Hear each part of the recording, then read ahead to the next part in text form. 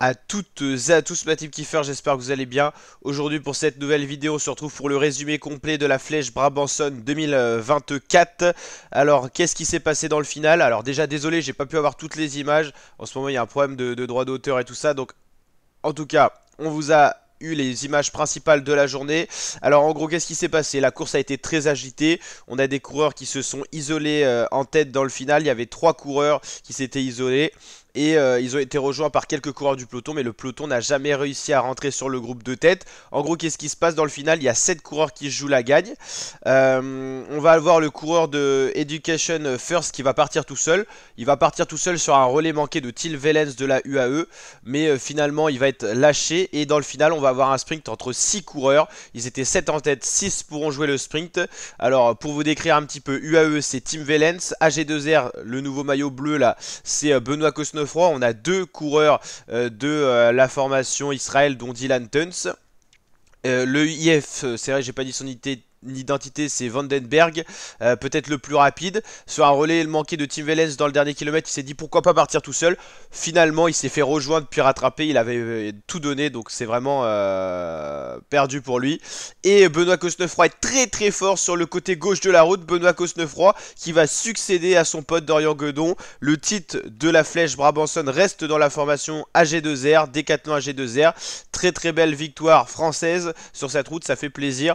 On voit Benoît Cosnefroy avec son dossard numéro 3 pour Décathlon AG2R la mondiale qui célèbre sa victoire. Pour le sprint du peloton, c'est Michael Matthews qui va s'imposer pour la Bike Exchange. Il va certainement nourrir des regrets le fait qu'il n'a pas été aidé par des équipiers. C'est lui qui a dû rouler dans le peloton pour revenir justement sur ses hommes de tête. Certains ont réussi à revenir tout simplement.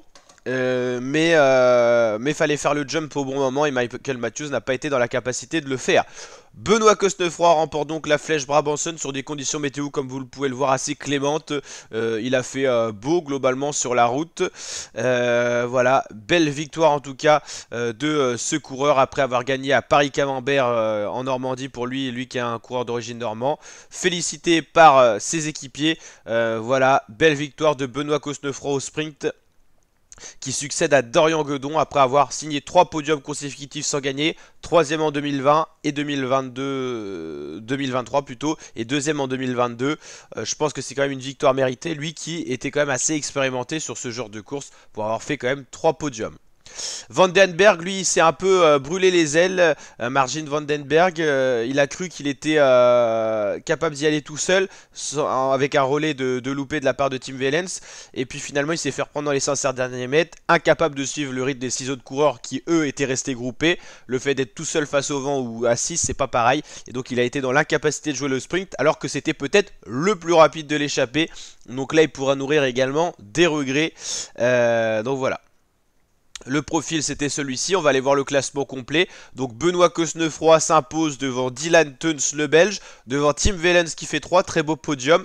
Benoît Cosnefroy en plus qu'on avait pronostiqué, si vous allez checker la vidéo à 7 minutes 11 et tout ça, on pronostique Benoît Cosnefroy, donc petite dédicace à cette petite vidéo pronostic. Par contre en 2 et 3 on s'était brûlé, on avait mis Michael Matthews deuxième, bon voilà ça n'a pas été du tout le cas, et Zimmerman en 3, voilà il figure même pas au final Zimmerman dans le top 10.